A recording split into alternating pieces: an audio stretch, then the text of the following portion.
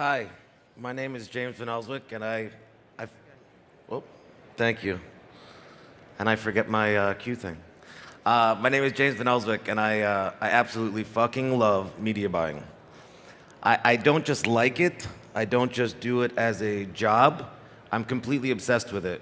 Whether it is solving riddles, optimizing, figuring out how to scale, making things work, it's something that I truly enjoy almost more than anything else in my life these days.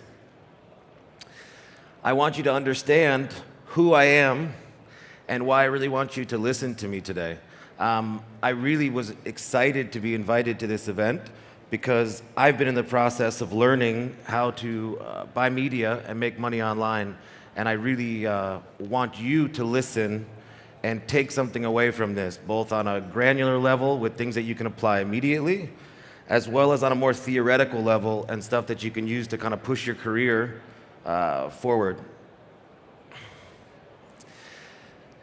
Right now, I own a company called Purple Leads. We are a kind of three-pronged endeavor. We buy media internally. We spend roughly around $1 million a month between Facebook and natives and Google. We do lead generation, white hat lead generation, as well as e-commerce now. White hat lead generation being solar energy, refinance, debt settlement, a lot of these evergreen verticals and niches. We also have a network that offers these Facebook-friendly type of offers for affiliates to be able to send traffic to. I want to go through my path to here and my start of this journey so that you guys have a better understanding of where I come from and how I can be, or my history can be applicable to what you're trying to do as well. I came from the corporate world. This is corporate Fat James. I was living the 9-to-5 existence of corporate America. It was something that I realized after time was a little bit too difficult, a little bit too hard to make money, a lot of work, not making as much as I could for the use of my time, and I decided I wanted to exit and move into something a bit easier, and that's when I found the idea of affiliate marketing. I started out like everybody else in here before I even knew what a click was. I think that most of us in here use Upwork, and I find it pretty, I don't know, I guess at this point amusing. I was looking for all the basic things that everybody needs. Chopping PSD to HTML, setting up Google Analytics, setting up a tracker, which I still can't do, but fortunately I'm able to hire people now that can take care of this for me. The other stop, or the other step that was really important to me was STM.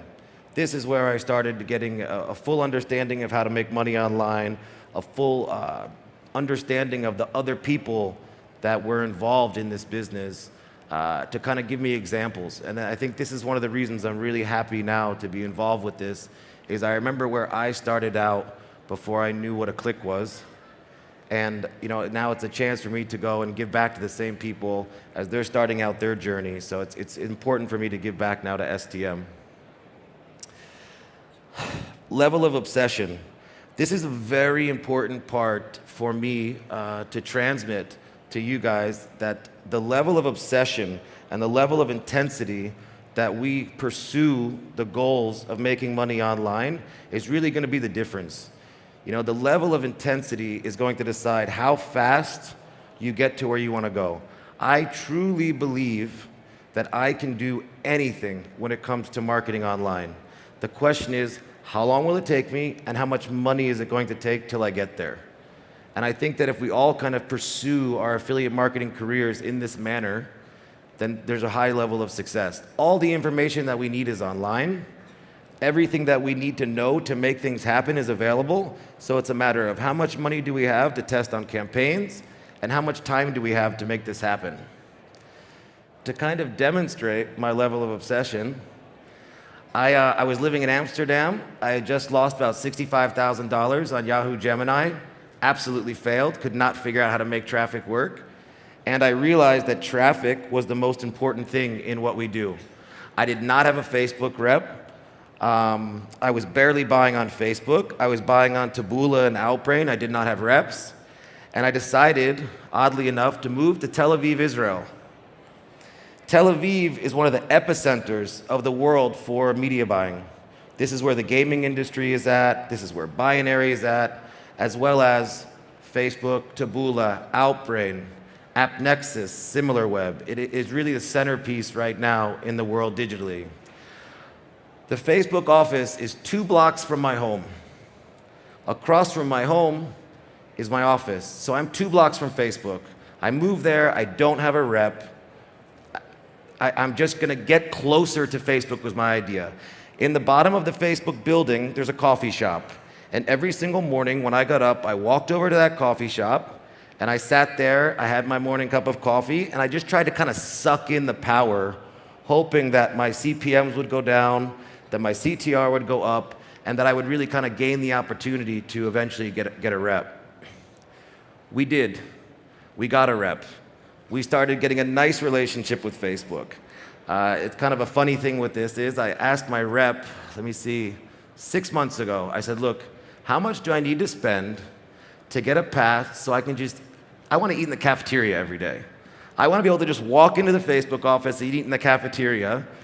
And he kind of gave me a little number, and it took a few months, but we got there. You know, once you hit, high enough numbers with Facebook, they'll do a lot for you. So we've got Taboola. We have a beautiful relationship with them. Facebook, as I just mentioned, beautiful relationship. They're very helpful to us, and their level of access is real big to us. And finally, Google is a partner we're just starting to work with now more, and has also been very helpful. So the Tickle method. Basically, the foundation principle of the Tickle method is the idea of getting something that I want by doing something kind of nice to the other person. Or the ad server in this case. So when someone is getting tickled, they are absolutely defenseless.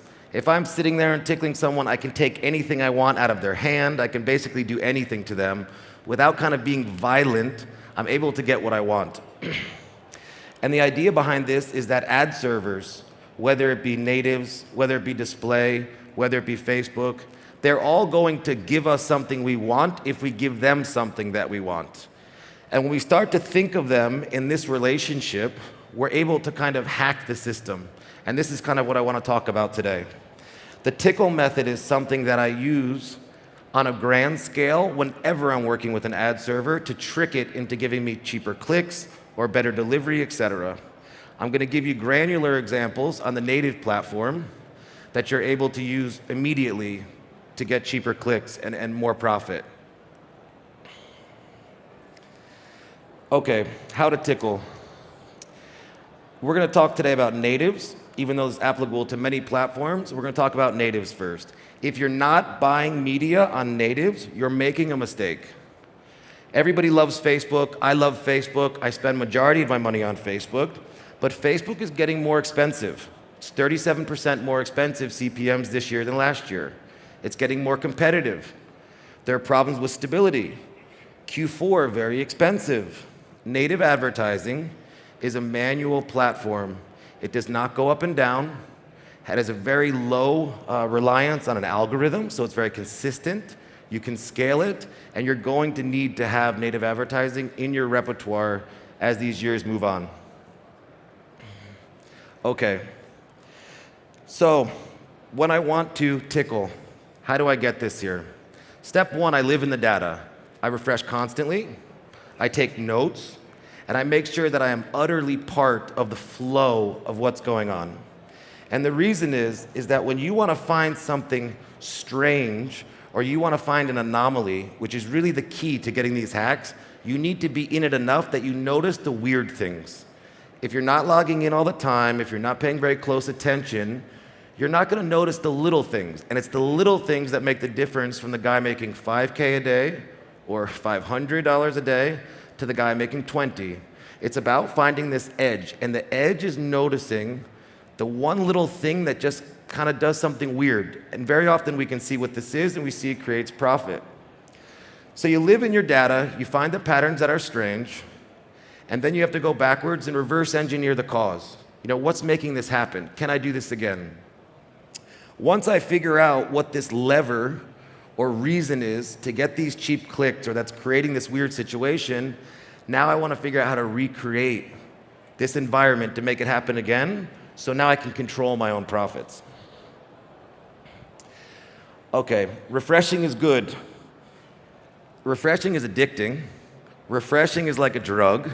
Every time that we see things going up and we're getting our nice green as opposed to our red, it gives us this nice feeling on the inside. But refreshing also really has a value in what we do. Unlike Facebook, which is really an amazing platform and is automated, machine learning, strong algorithm, it's doing all the thinking for us. But the important thing is, on a native platform or display, is that we need to be the machine in machine learning. We need to be taking in the data consistently in an organized fashion so that we're able to be the machine, so that we can make the decisioning as opposed to leaning back on Facebook or something that is more automated to figure out what should be done for us. It's a manual platform.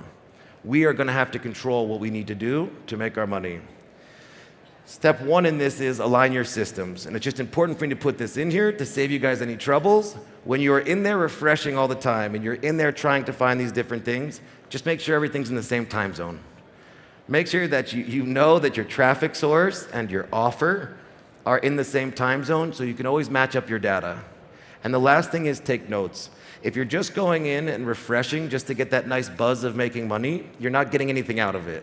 Whenever I go in and refresh or take a look at my stats, I write down the time and I write down the status of where things are so I can kind of go backwards and reverse engineer what's going on or see when something happened or why something happened. All right, when I mentioned levers or the things that I'm able to do to kind of adjust and kind of recreate these hacks, they're the things that affect the cost. So on native platform, the biggest things that I can use to affect the cost is going to be the bid and the click-through rate. All of these factors can be affected, and we're going to use a few different ones here in my examples. But these are really the major things that we can play with to adjust what's going to happen inside of the native platforms. All right, so step one we're going to talk about, and I really like this one, I call it geo-swapping, and it's kind of a page engagement 2.0. A lot of you probably buy media on Facebook, and there's a nice hack that I use there that's very similar to this native hack. And I'll explain the Facebook one in brief, so if you're not using it, you can get some real benefit off this. Facebook, they like to give more delivery and cheaper clicks, not just based on the CTR of your ad, but also based on the relevance score. How engaged are people with your ad? How much do they like what's going on? That's the likes and the shares and the comments. One thing I like to do is when I run my Facebook ads, I will also run at the same time engagement campaigns, likes campaigns, engagement campaigns for shares at the same advertisement. And I'm falsely increasing this relevance score, and I'm getting cheaper clicks. What I like to do here with the geo-swapping is basically the same thing, except I'm using countries that have high CTRs to trick the ad server. Now, how do we decide pricing, or how is pricing usually decided on natives? It's the click-through rate.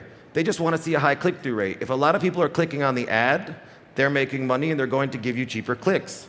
So what I like to do is, if I'm advertising, let's say in the United States, and the click-through rate is on average, let's just say 2, okay?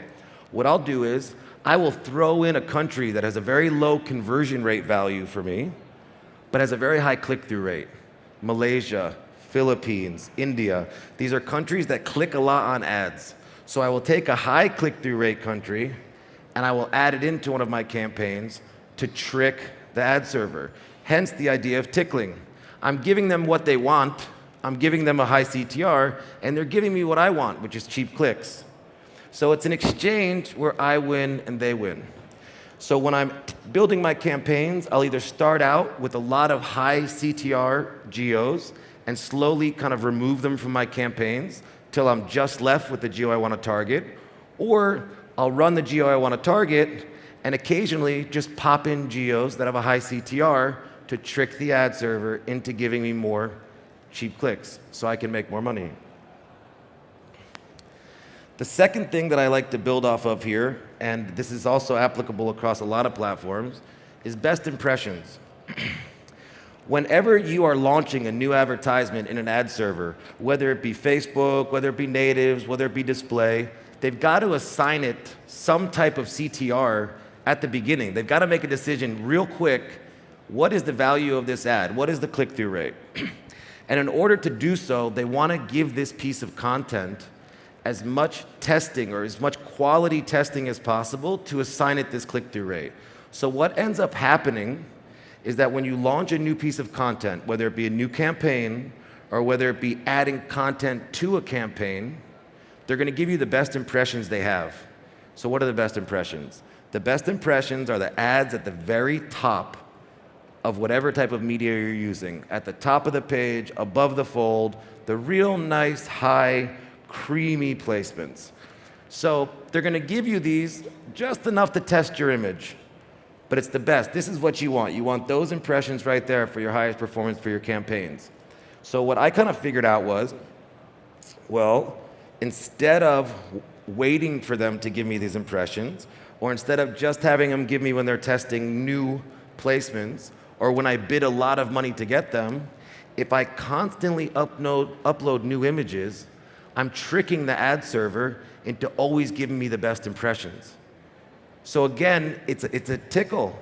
I'm giving them something nice. I'm giving them the new content. They're giving me back something, which is my cheaper clicks. So again, I'm kind of just hacking the ad server into giving me what I want by just doing a little twist on the way that they work. Revving the engine. This is something that it's useful across, again, all the natives and display, and we can also see it in Facebook. I don't know if you guys are familiar with Tim Bird and the bully method, which is the high-level manual bidding. It's the same thing here with the natives.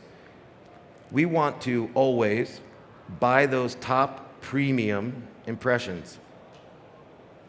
So what happens is here, when I start a native campaign, I first set the budget as low as they're going to let me run. And I want to mark the campaign image with a very high score. As I said at the beginning of the campaign, they need to establish what they think the starting CTR and the starting value of this image is. I want to trick the ad server at this time to give my image a falsely high CTR.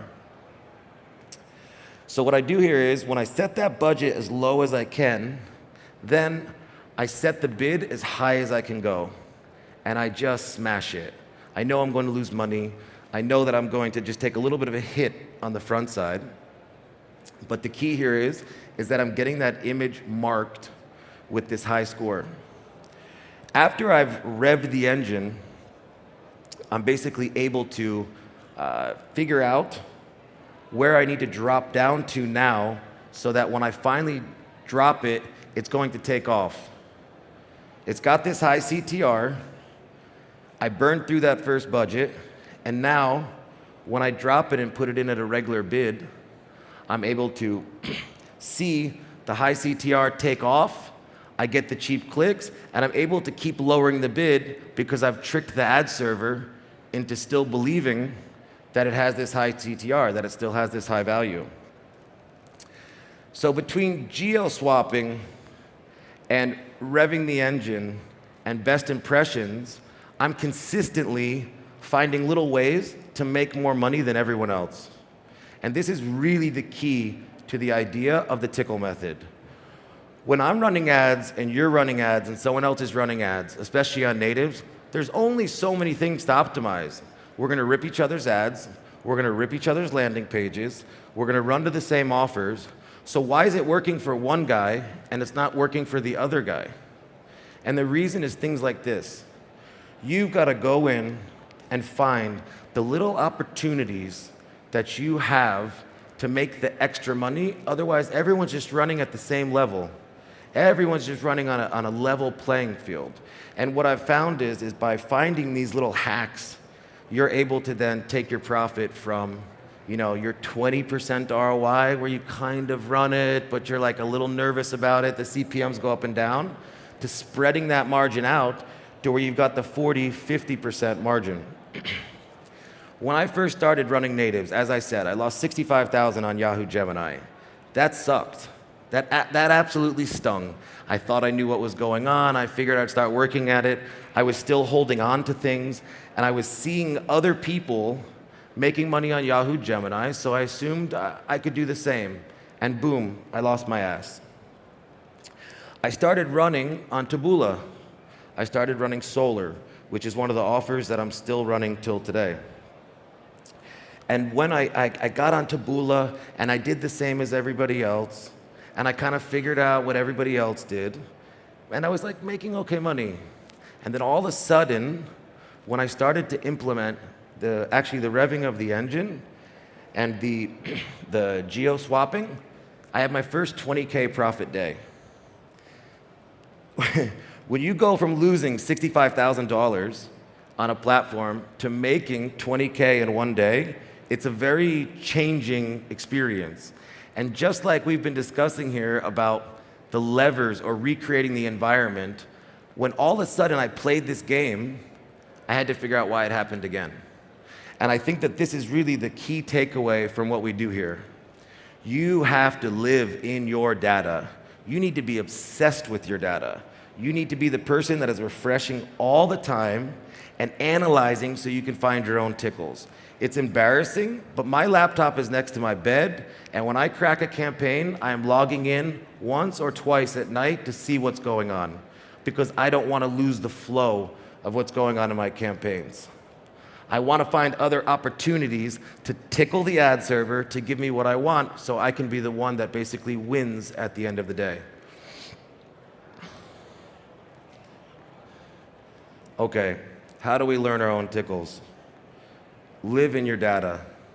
Look for these things. See what other people are doing. Try to recreate. Take a look at the odd things that happen.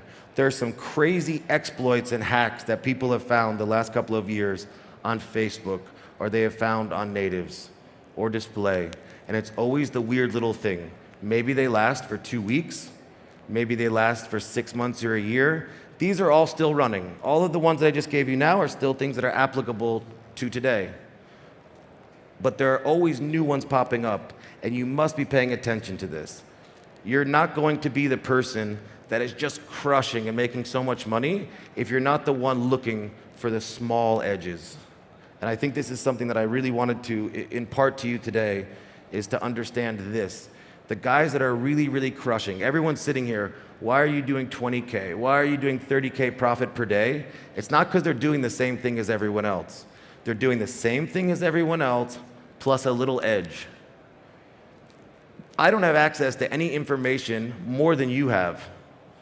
I'm not any smarter than anyone in here, but I'm just always looking for the little thing because I'm involved in that obsessive pursuit of living inside of my data. For my media buyers, this is my mantra for them all the time. Live in your data, refresh, take notes, think, sleep, learn, profit. I have a team of media buyers.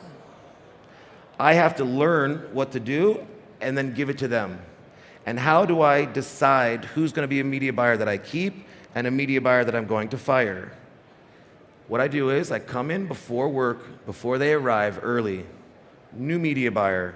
They just started handling campaigns. I get there early, and my first question is, how did we do yesterday?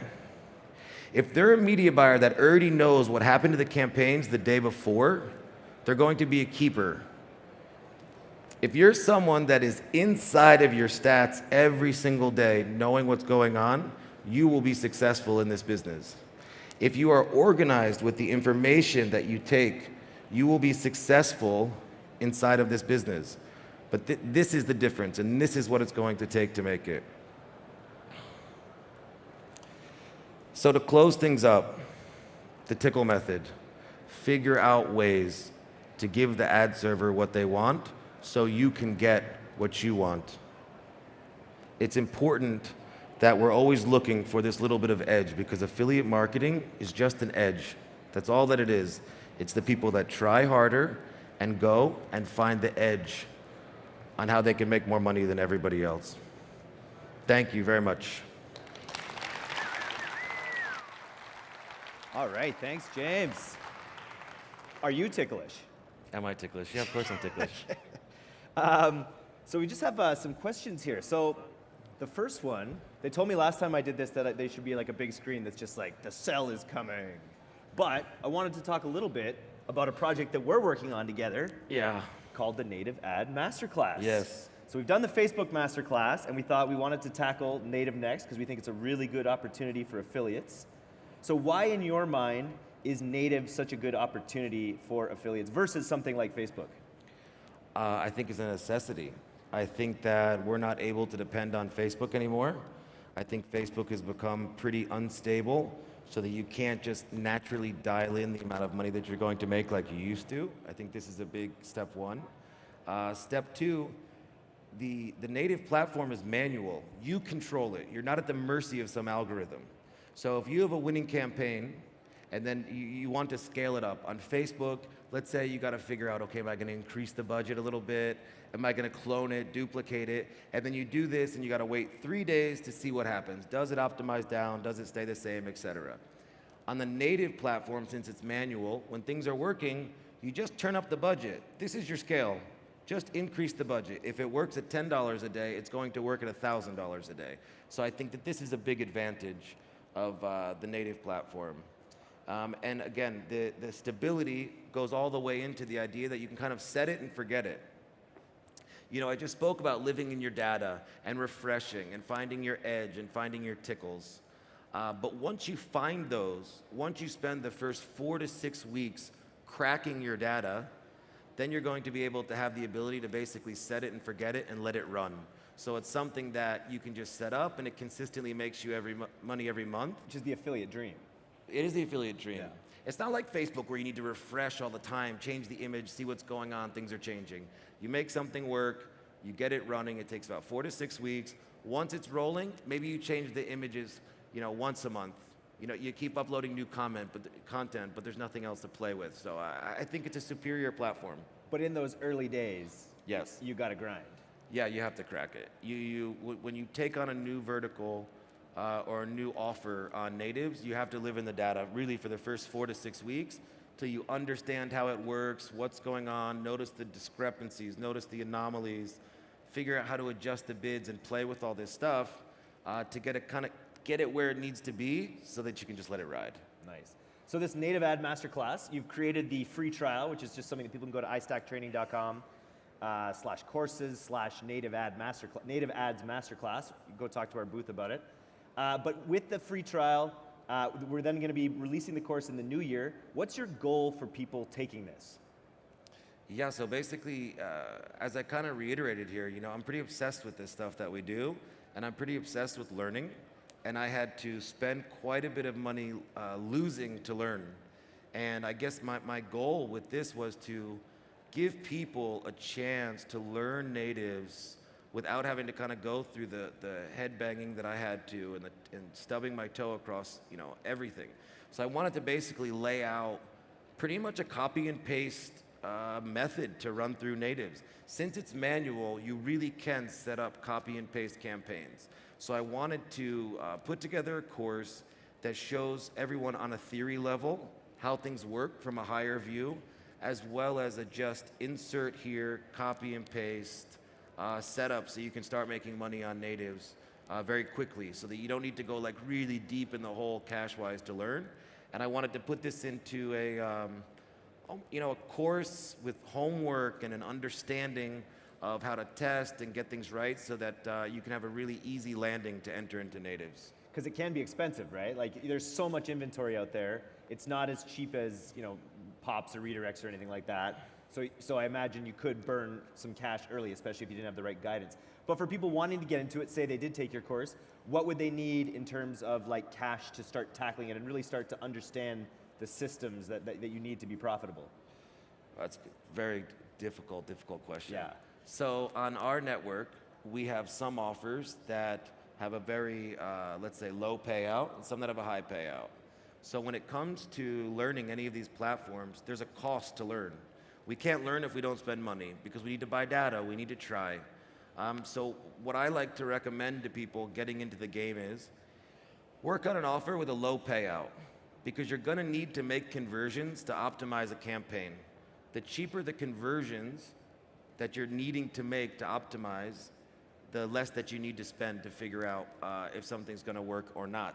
So I think that you could get in the game anywhere from 2, 3K if you wanna go for lower payout offers, up to 5, 10 if you wanna go for more expensive type of things. And again, that's not going to float your career, but that's going to give you enough to see what a profitable campaign looks like. Yes. And from there, because like, what's a cash when you want to like really scale natives? You got to have a bankroll, I guess, right? Yeah, when you really want to scale natives, you need to have a strong partnership with a network or whoever's buying your traffic. We've had a lot of situations where we had guys kind of blow up and they just didn't have the money. And we saw like they kept just hitting capping areas. And eventually, you contact them and are just like, listen, what's going on? Do you need some money to make this happen or what? You got to either get a front from the network or you need to get some friends to throw in because when you find a real winner, there's no time to wait.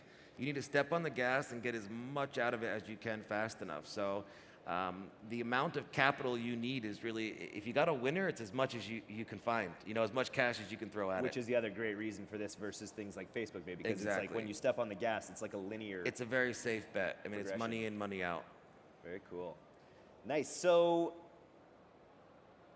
with this Native Ads Masterclass starts on January 1st, January 15th, we think. But basically, I wanted to ask about how you see native ads maturing over the next few years. Like, how do you see, Facebook is constantly evolving. And I think that's because it has this super smart algorithm that's going in there and they're constantly layering things on there. How do you see native following that trajectory? How will they be maturing over the next couple of years? This is a good question. I think that what's going to happen on natives is not so much how they're going to mature, but how they're not going to mature into the way that Facebook got. Yeah. So let me go backwards. Because they're not a on social network. Exactly. Yeah. And also, they have different focus and different barriers. They're younger and less profitable ad servers, okay? And like anything else, this is a business. And if you take a look at the progression of Facebook or Google or anyone else, they run like really relaxed and loose levels of compliance when they want to make money. And then as they make more and more money, then they get a little tighter and a little stricter. And if you look at the natives, they have not been really kind of hitting the profit levels of Facebook, so you can still run a lot more aggressive. There's no like account banning. There's no, tons of ad rejections. So I think that this is going to maintain for a while, which is a huge edge. The second thing is native advertising is very profitable for the websites that they have the ads on. So you're going to see the number of websites that you can advertise on and really the volume that you can run continue to grow more and more. So I think that what's going to happen is natives will become more expansive. Yeah. I think the prices are going to stay about the same. I haven't seen them raise up the last couple of years very much. And I think there's just going to be more opportunities there. I do believe that a lot of people will start leaving Facebook to go to natives because it's getting so expensive. But I haven't seen it yet. But I think that this could also possibly happen. So is native working, like, what's the mix? Like, is native working really well on lead generation? Purple Leads, your company, you guys are a lead generation company. Yes. You've got offers that work there. Does it work for e-commerce as well? Yeah.